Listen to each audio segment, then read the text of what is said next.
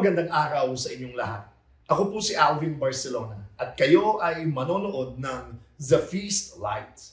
Ang The Feast ay isang pagtitipon ng Light of Jesus Family na pinasimulan ni Brother Bo Sanchez. Ito ay nagaganap sa lahat ng sulok ng bansa at sa buong mundo kung saan may pagtitipon sa pangalan ni Jesus at nakakaranas ng pag-ibig, ng pag-asa at pagpapalalim ng pananampalataya na maaari nyo rin maranasan at gawin pagkatapos yung manood sa pagbabahaginan o sharing ninyong magkakasama gamit ang mga reflection guides na ibibigay pagkatapos ng talk na inyong mapapanood. Simulan na natin ang ating feast sa ating panalangin. Sa ngalan ng Ama at ng Anak at ng Espiritu Santo. Amen.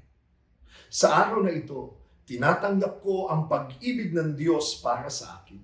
Sa araw na ito, ako ay nagbubukas sa hindi masukat, walang hanggan at nag-uumapaw ng kasaganaan ng Diyos sa buong sangnilikha. Sa araw na ito, ako'y nagbubukas sa biyaya, kagalingan at himala ng Diyos. Sa araw na ito, ako'y nagbubukas sa salita ng Diyos upang ako'y maging kahalintulad ni Jesus araw-araw. Sa araw na ito, aking itinatanghal na ako ay mahal ng Diyos. Ako ay lingkod ng Diyos. Ako ay makapangyarihang kampiyon ng Diyos. At dahil ako ay pinagpapala ko ang mundo sa ngalan ni Jesus. Amen. Sa ngalan ng Ama at ng Anak at ng Espiritu Santo. Amen. What do you see?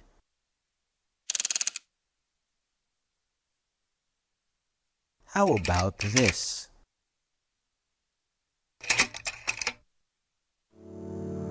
Read the letters.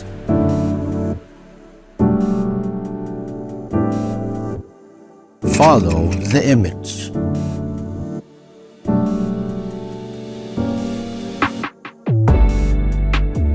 Do you understand? Now read this.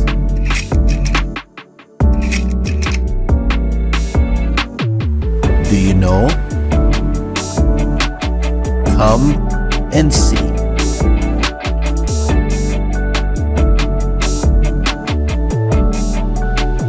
Your life will never be the same.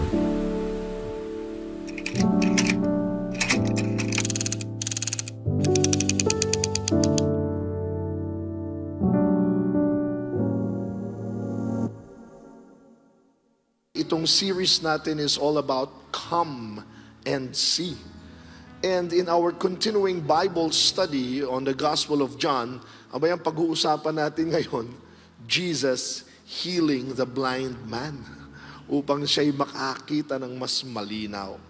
And we've been learning powerful secrets so far. What are these secrets? Don't just seek life. Seek the life giver.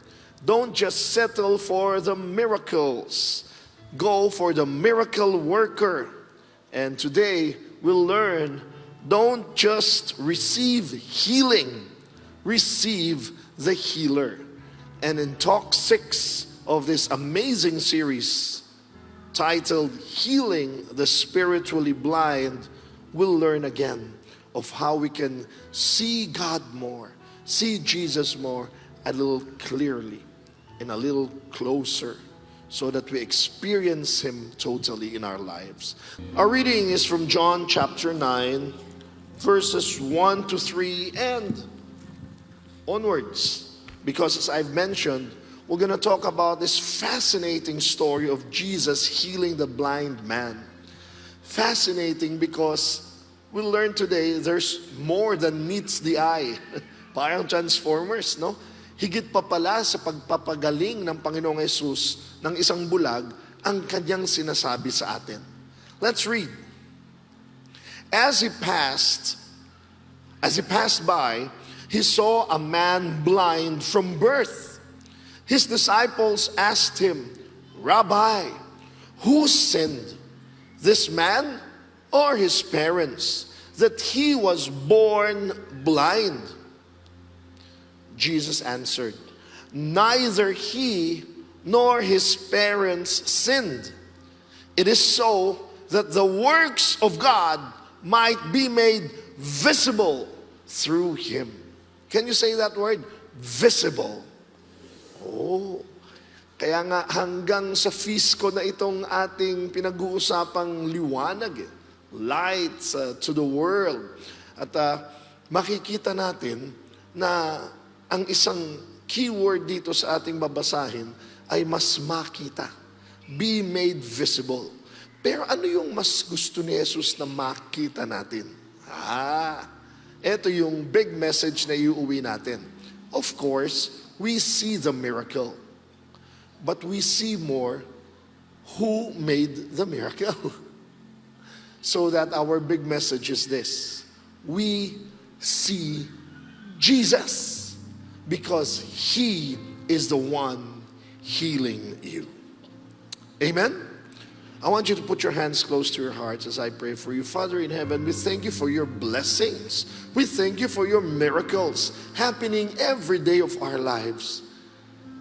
Yet we thank you, dear Lord, for teaching us and reminding us and granting us the grace to see you more in our lives. Sabihin nyo nga sa katabi mo, nakita mo ba ang mga signs? Mas nakita mo ba kung ano ang tinuturo ng mga signs? I listen very well. There are 7 miracles in the Gospel of John. At lahat yan very significant.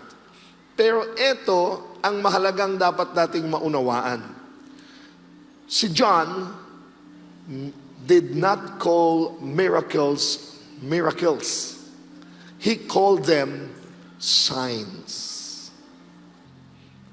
Among the 7 signs of John, we've already been talking about the first 5. Remember?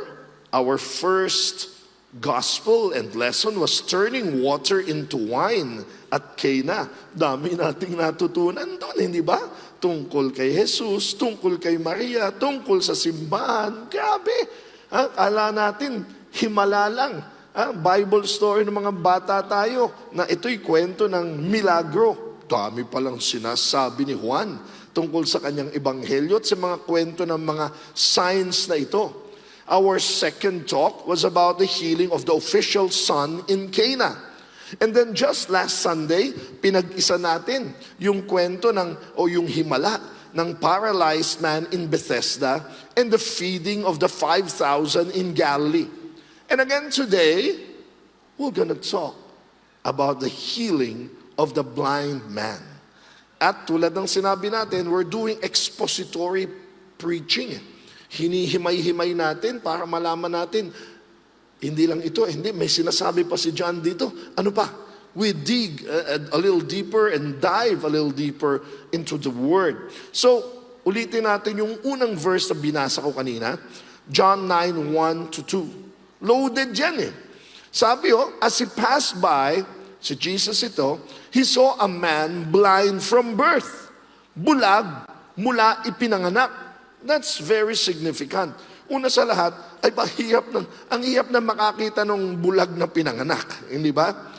Pangalawa, yung susunod na tanong tinanong ng mga disipulo mismo ni Jesus, Rabbi, sino nagkasala kung bakit bulag itong taong ito? Siya ba?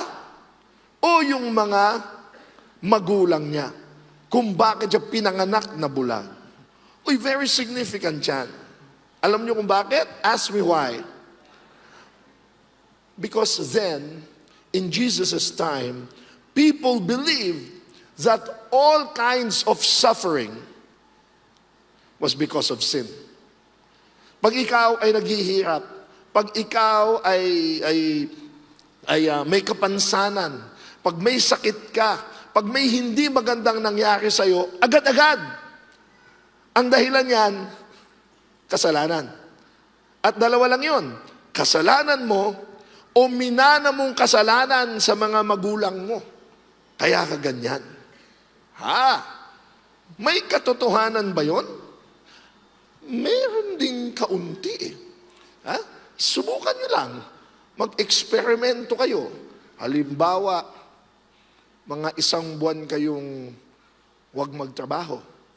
Tapos ang gawin nyo lang ay uminom ng uminom.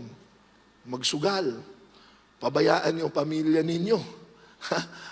Magbabad ka ng kanonood lang at wala kang gawin kundi magbisyo ka, abusuhin mo ang katawan mo, abusuhin, pabayaan mo pamilya mo. Hulaan ko mangyayari sa mga susunod na buwan pagkatapos niyan. Hulaan ko, magiging miserable ang kalusugan mo, magiging miserable ang finances mo, magiging miserable ang pamilya mo. O bakit ka ngayon nagka-problema? Talaga nagpabaya ka eh. Kaya nga, di ba? Lagi ko ngang kinikwento noon. Mayroon akong kakilalang doktor, di ba? Oy, huwag niyong masyadong siseryosohin ito pero may kaunti lang kaunting katotohanan. Mayroon akong kilalang doktor na pag pumunta sa kanya, pag may sakit, ang kaagad niya sinabi, bakit mo ginawa yung sakit mo? Kahit anong uri ng sakit. Kaya ayaw pumunta sa kanya. Kasi pag pumunta sa kanya, sinisisi niya. Pero may katotohanan yung sinasabi ng doktor dahil sinasabi niya, kaya ka nagkasakit. Ito ang ginawa mo. Nagpuyat ka, kumain ka ng mga hindi tama, nagpabaya ka. Ayan ang iyong Kaya di ba minsan nagkakamot ka ng ulo pag may nakakita ka mga taong, sorry baka sensitive, pero halimbawa, nagka-cancer sa baga. At nung nagka-cancer siya, sinisisi niya ang Diyos. Sabi niya, Lord, bakit mo ako binigyan ng cancer sa baga? Malupit kang Diyos. Bakit? Pero tanong mo sa kanya, o tanong mo yung magulang niya, o asawa, kaibigan niya, alam mo yan, grade 6 pa lang yan, nagyoyosi na yan eh. Talagang buong buhay niya, talagang yung baga niya talagang pinuno ng sigarilyo. O ngayon, bakit si Lord ang may kasalanan? Di ba? Si Lord siguro magkakamot ng ulo. Bakit ako may kasalanan nung sakit mo? Ako ba nagsindi nung yosi mo? Bata ka pa lang eh. O kaya, di ba? Sorry pero o kaya, di ba? Yung atay niya talagang nalusaw na. Tapos, Lord, bakit mo ako pinahihirapan? Samantalang high school pa lang siya, araw-araw umiinom na.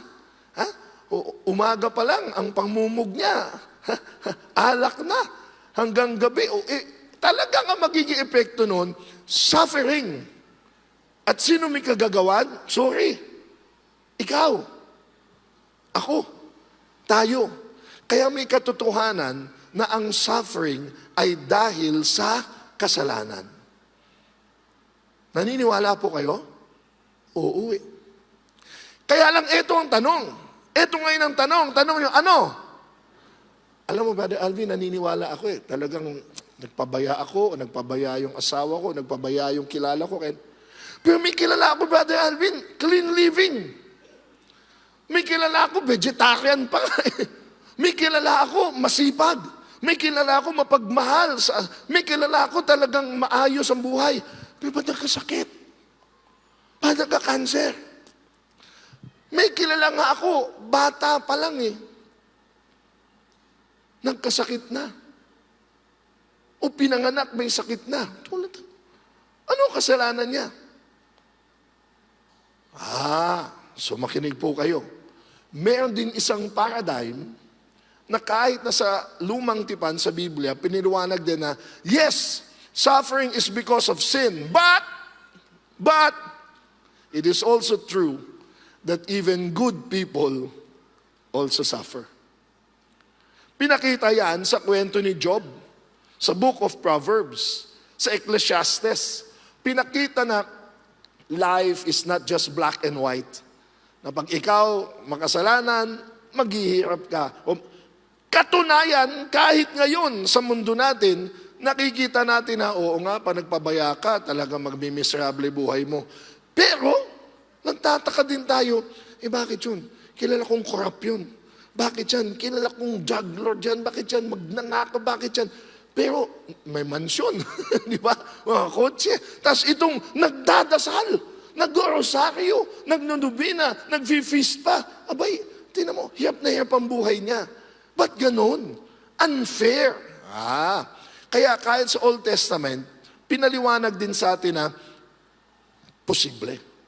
Posible na kahit tapat ka sa Diyos, tulad ni Job, kung alam niyo yung kwento niya, you will also experience suffering.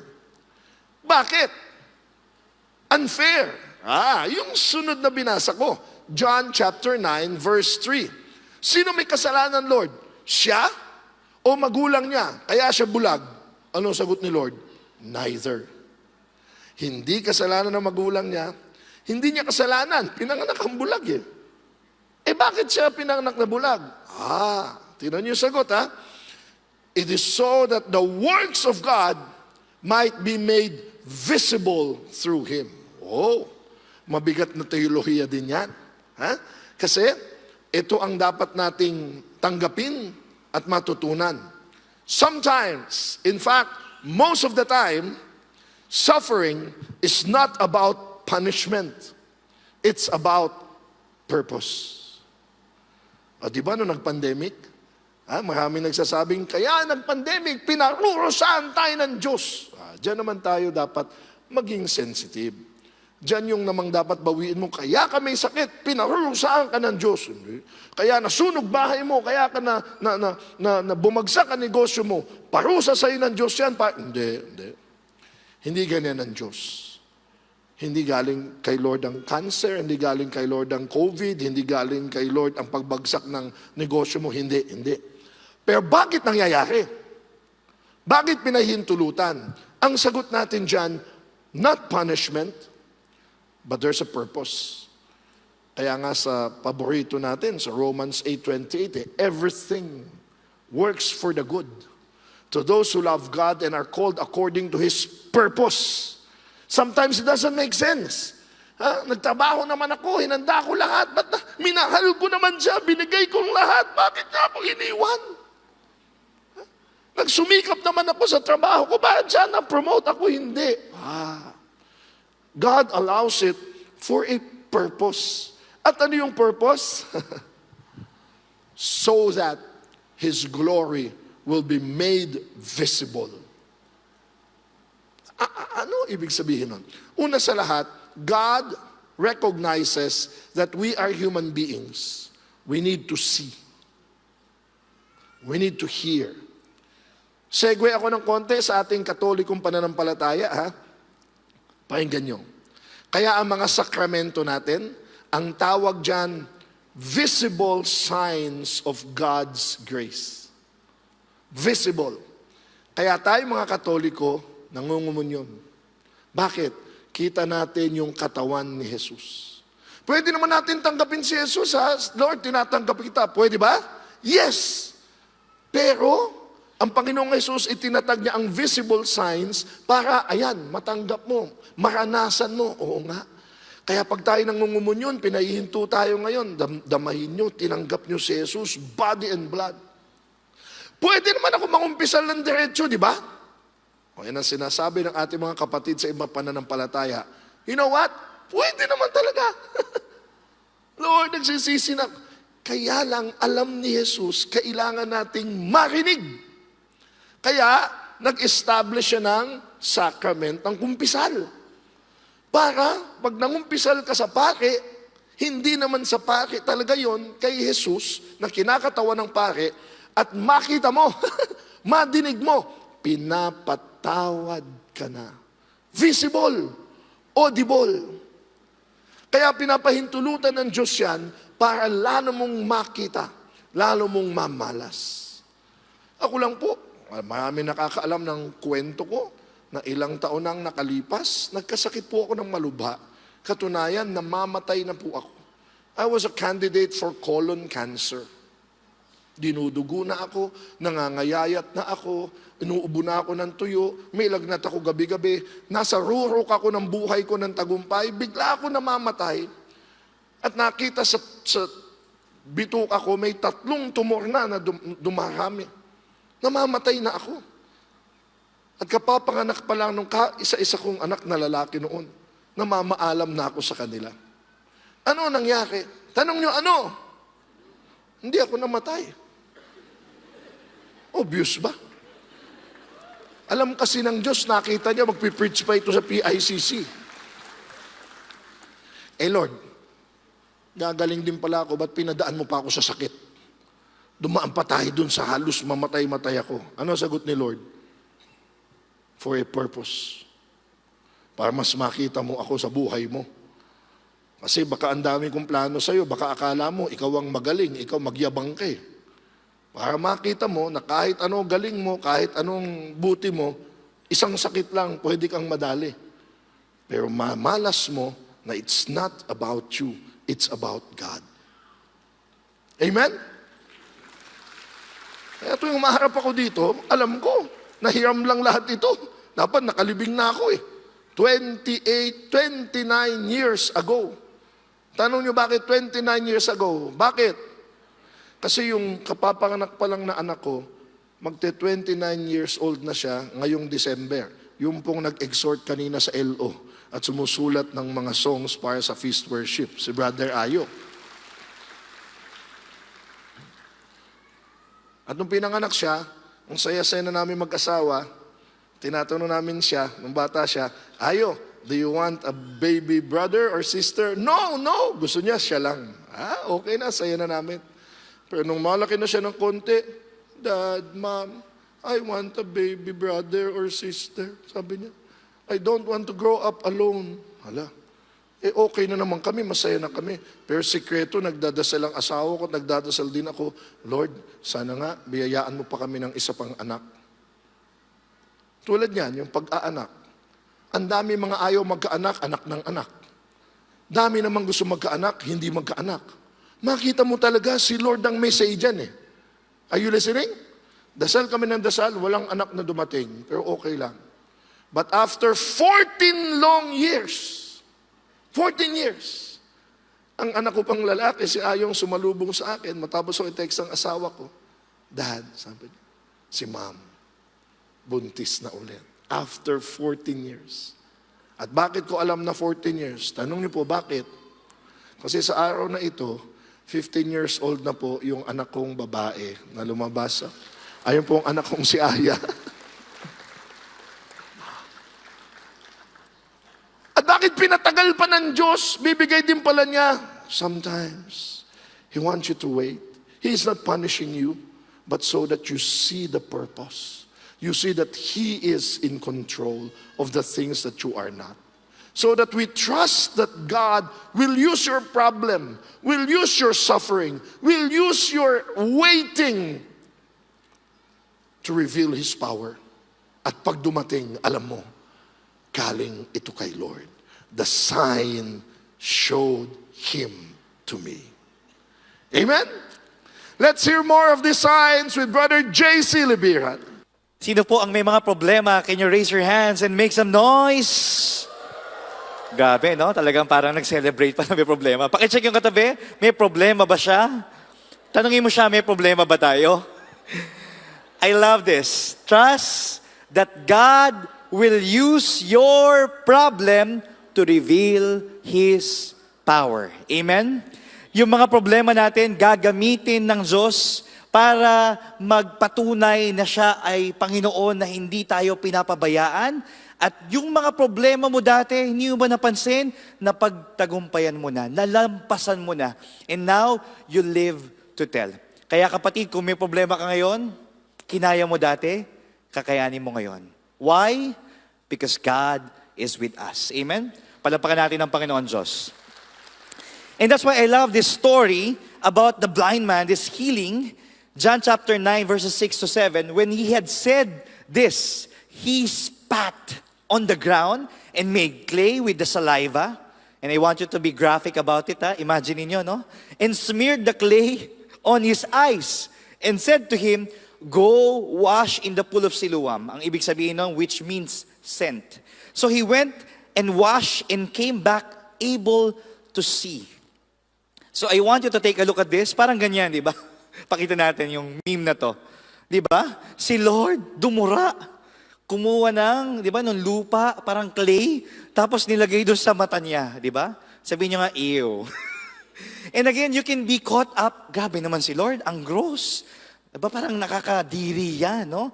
But I believe this is also a preparation for people kasi ang Panginoon ay ipapako sa krus at magiging, di ba, parang karimari-mari mangyayari sa Kanya. So this is like prefiguration of what is to come. And this is very much connected as well in the book of Genesis. Di ba? Knowing John, again, Genesis chapter 2, verse 7. Tignan nyo ito yon. Then the Lord God formed the man out of the dust of the ground and blew into his nostrils the breath of life, and the man became a living being. So don't be caught up with the gross or parang kadiri. But actually, ano yung gustong mensahe ng Diyos? Na ang Panginoon Diyos, walang imposible. Kapag meron kang kailangang gumaling sa buhay mo, kaya niyang gawin ang lahat. And that is something that we want to hold on. Katulad ng nangyari sa kwento na ito. So, this isn't just a healing story. It is a recreation story. May pagpapanibago. May ginagawang bago at maganda ang Diyos sa bawat isa sa atin. Amen? And I want you to believe this. Today, Jesus wants to recreate you. Gustong baguhin ka ni Lord. Kaya sabi mo sa katabi mo, binabago ka ni Lord. O, di ba? Parang mahina ang pagkakasabi, ha? Sabi mo, binabago ka ni Lord. O, bulungan mo, magbago ka na. And that's possible by the grace of God.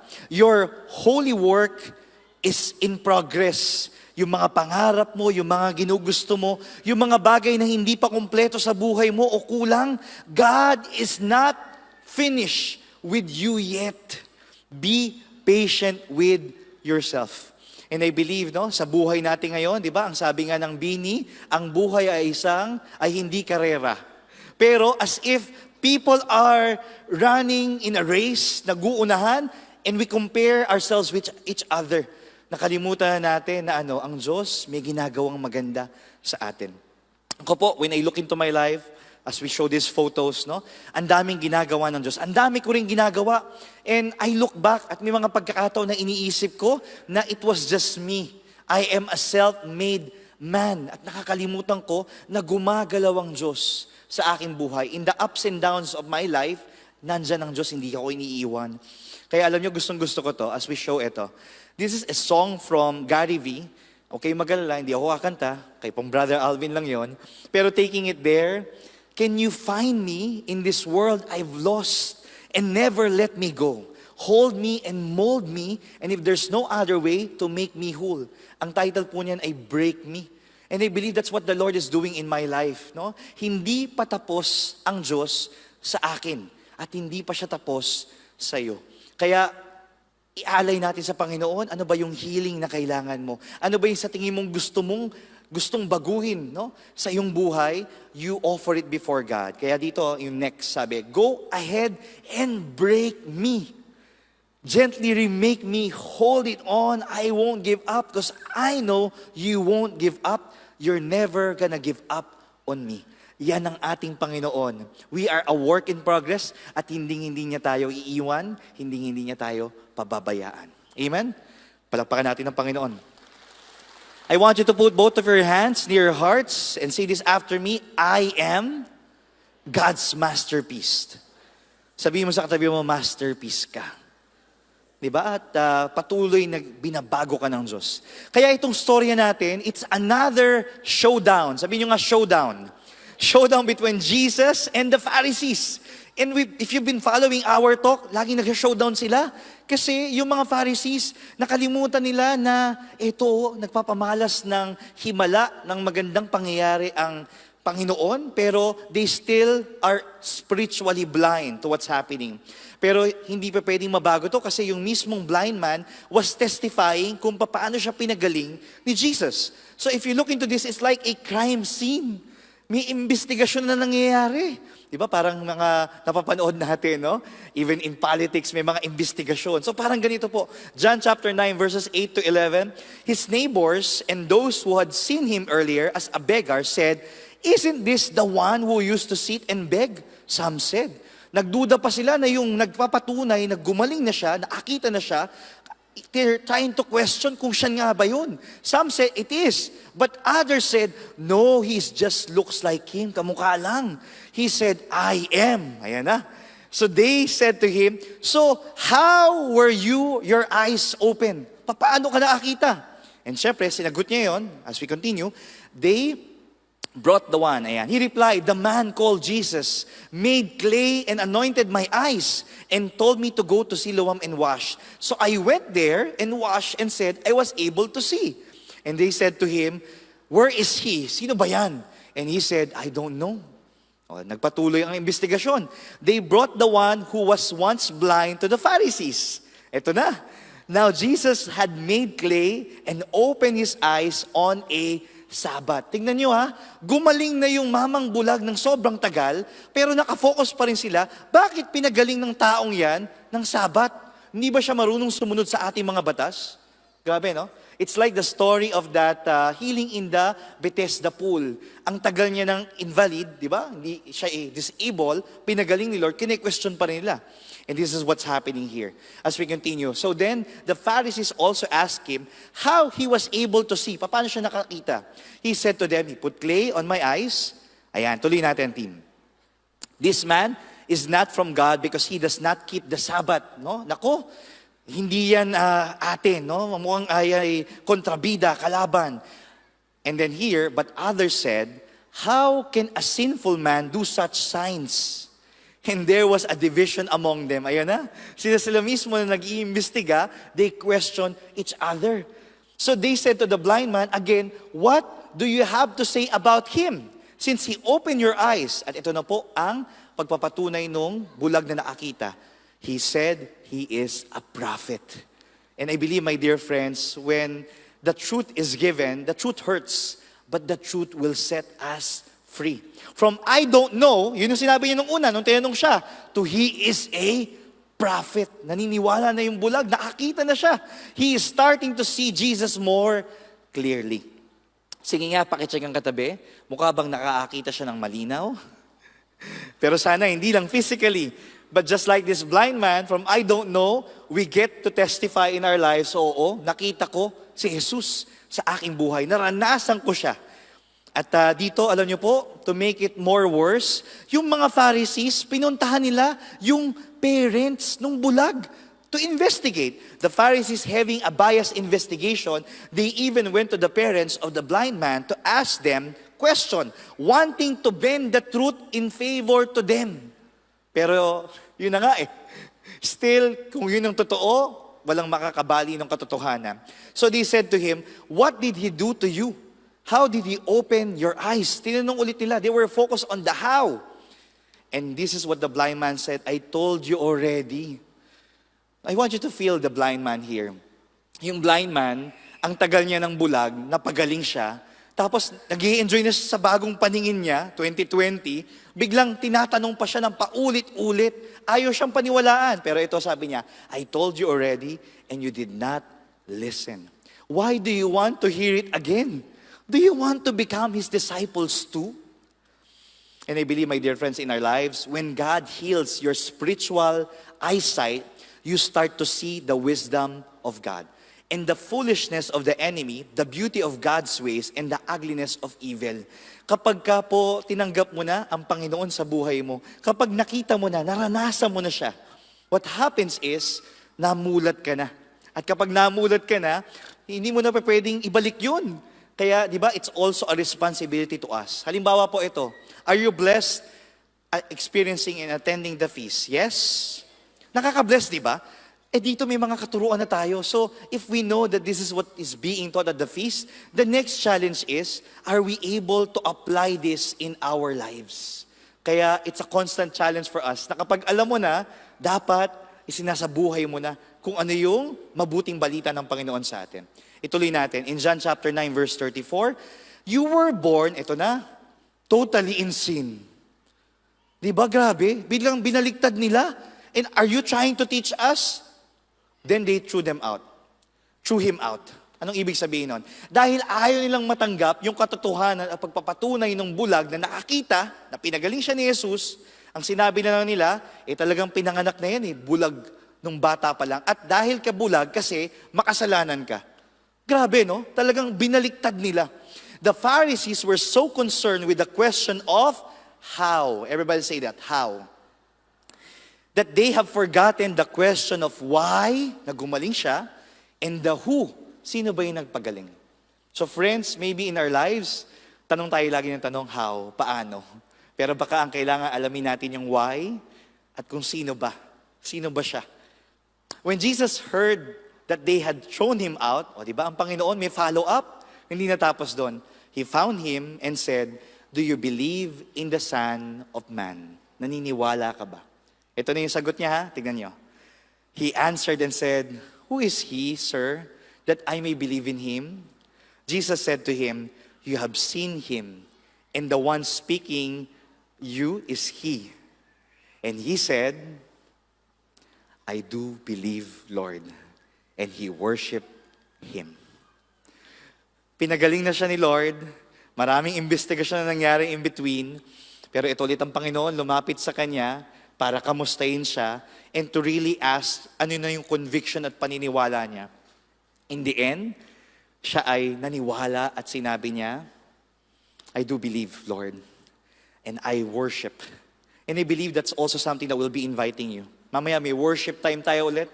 That's an opportunity for you to express that, "Lord, I won't just follow you in words, but I'll follow you with my life, with my heart. And definitely, Lord, I'll be thankful for all the many great things that you've been doing in my life." Amen? This is the kind of God that we have. He's the good shepherd. At katulad ng kwento na ito, hahanapin niya yung lost, yung last, at yung the least. At kung feeling mo, kapatid mo, ikaw ay naliligaw na sa iyong buhay, hahanapin ka ng Diyos. Hindi siya bibitaw. Hanggang sa maiuwi ka niya. At numbalik ka sa piling ng ating Panginoon. Amen? Here's what I want you to do. I want you now, sige, take a deep breath, inhale, exhale. If there's a part of your body that you feel stress, you feel that you are not feeling well, may sakit, may disease, anything, just touch it. And just like that man, have that faith, that conviction na walang imposible sa Kanya. I want you to do that now.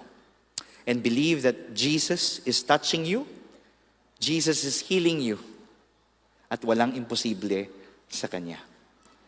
Believe that that physical ailment, illness, disease is now being healed. But more than the physical healing, receive spiritual healing.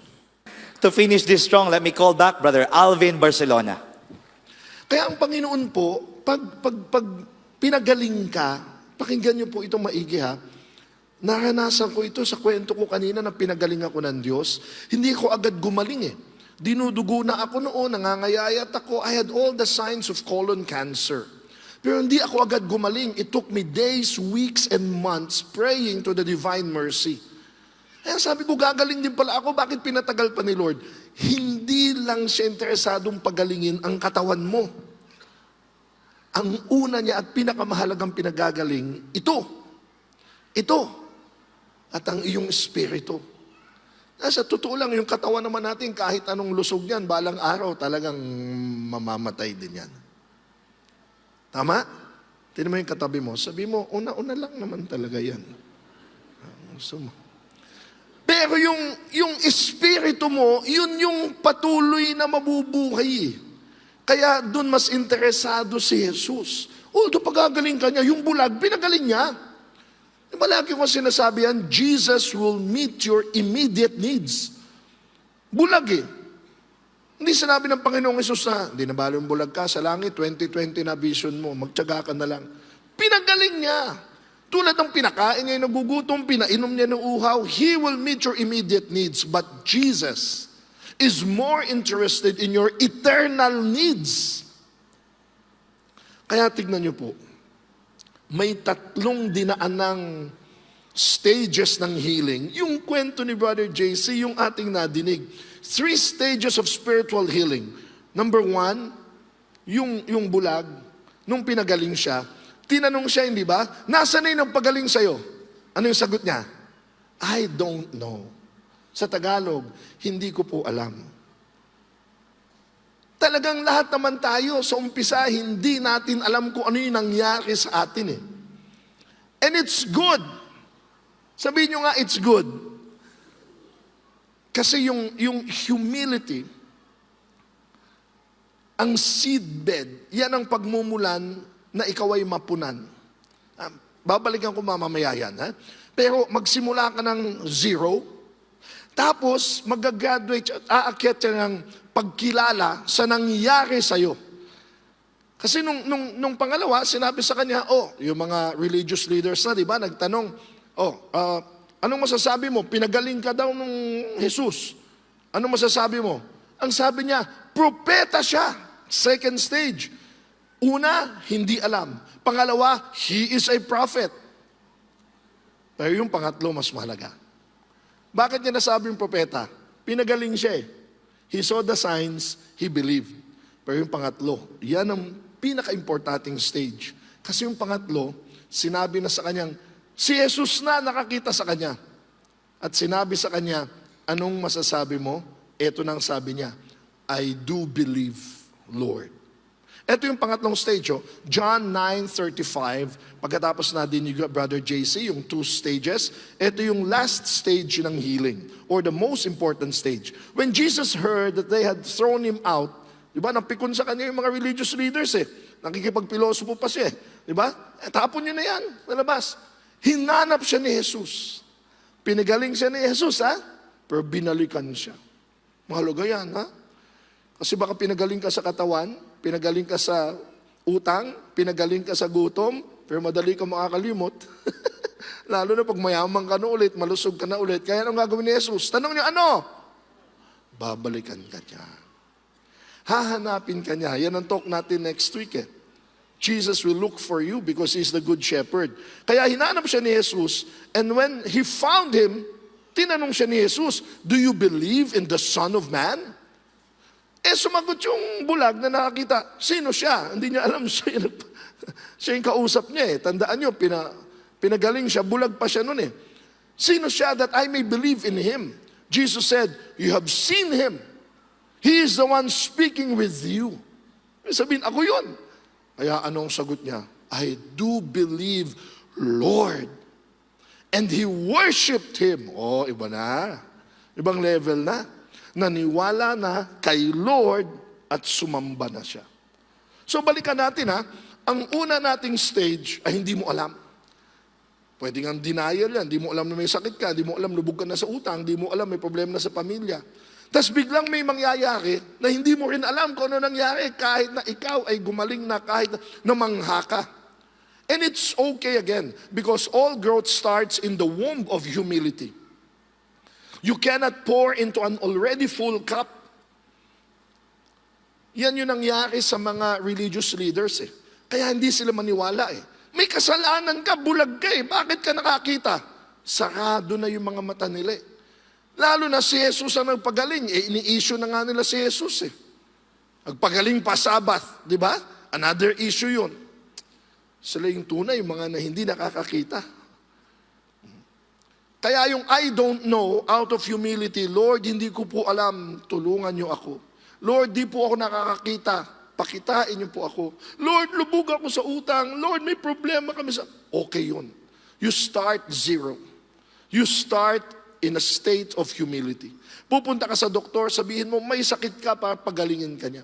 Dadalhin mo yung sasakyan mo, may sira, kaya aayusin ang mekaniko. You start at the stage of humility. But don't stop there. Huwag palaging zero. Again, yung mga religious leaders, I don't know lang sila. Hindi pwede yan si Jesus. Makasalanan ka. They stop there. Hindi yun full healing. Because the next stage of healing is that you recognize the sign.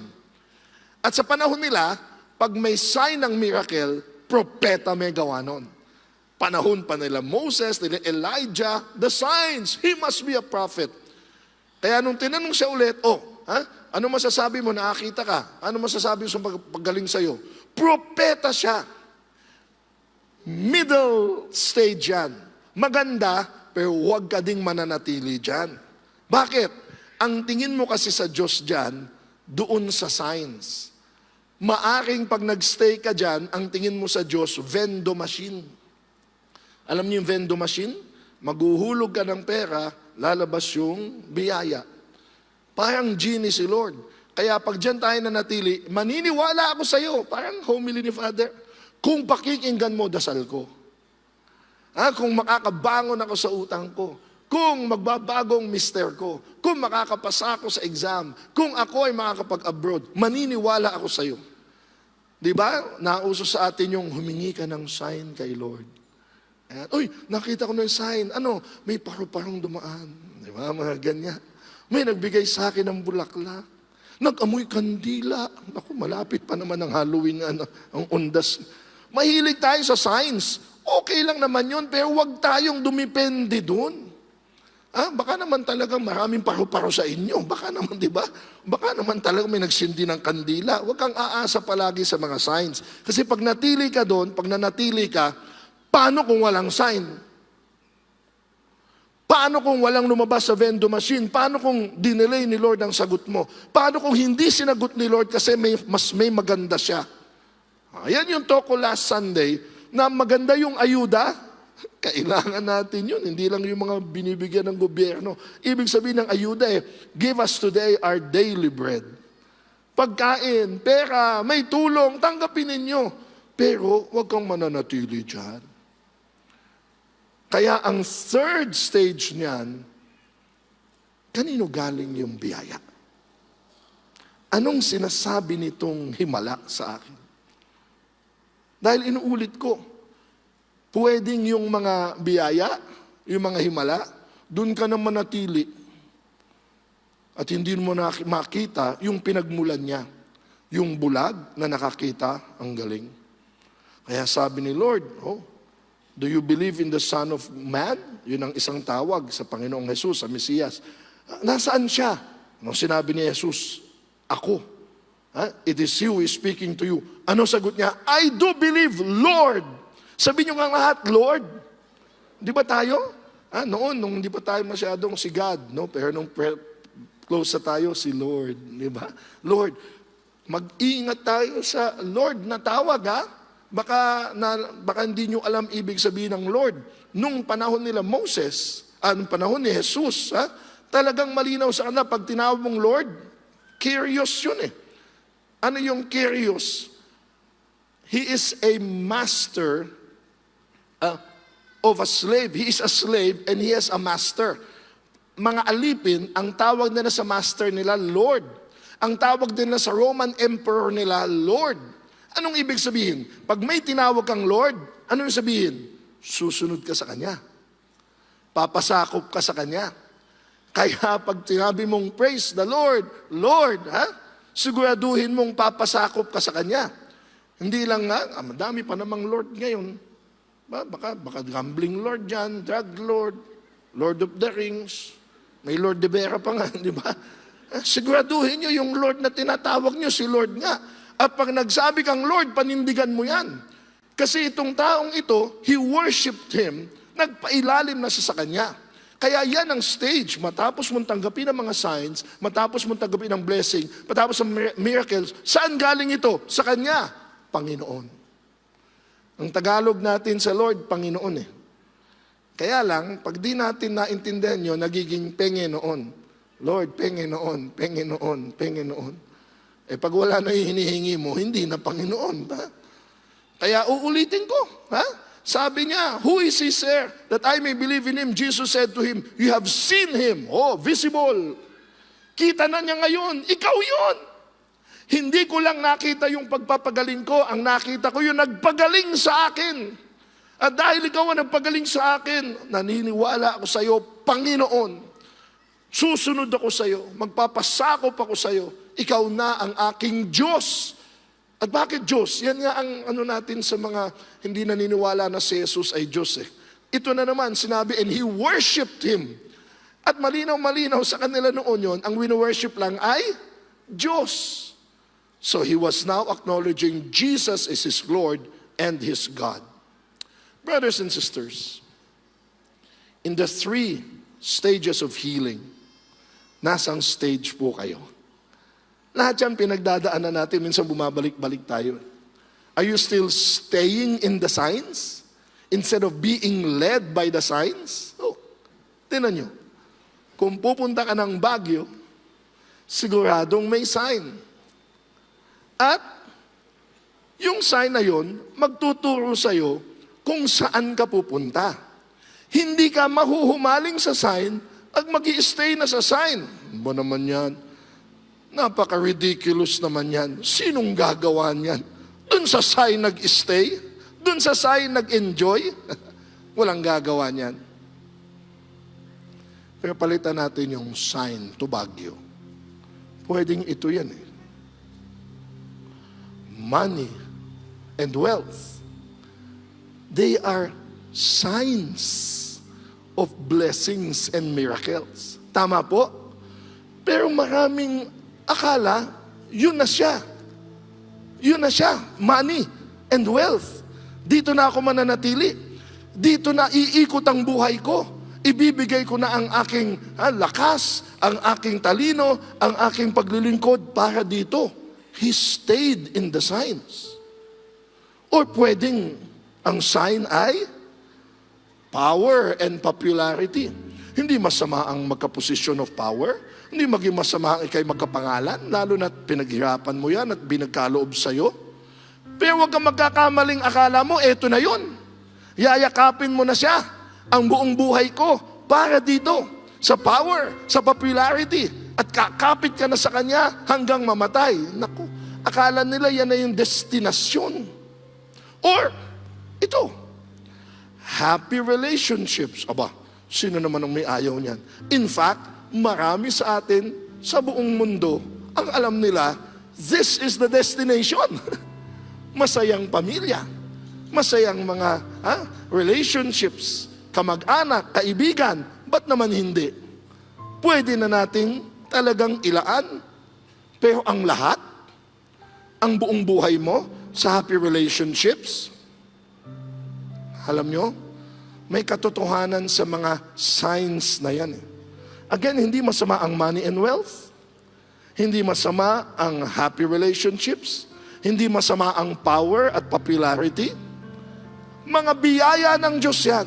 They are blessings. In fact, they may even be miracles. Pero anong katotohanan dyan? Nawawala po yan.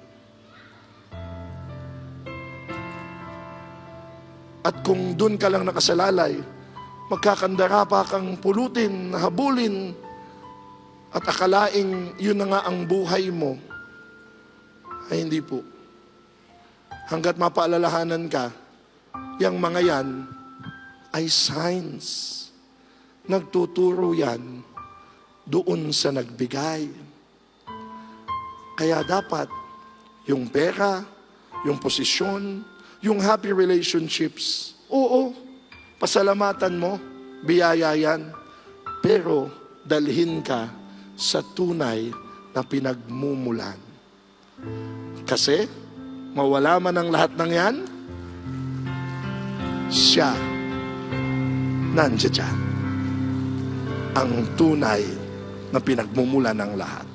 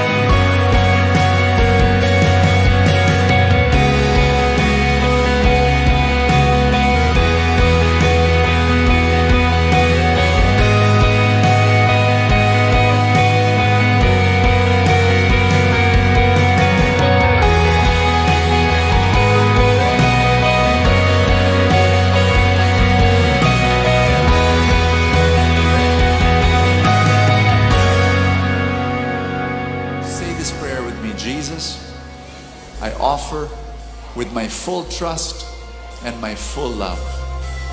And I believe you will bless me more so I can give more. In Jesus' name, amen.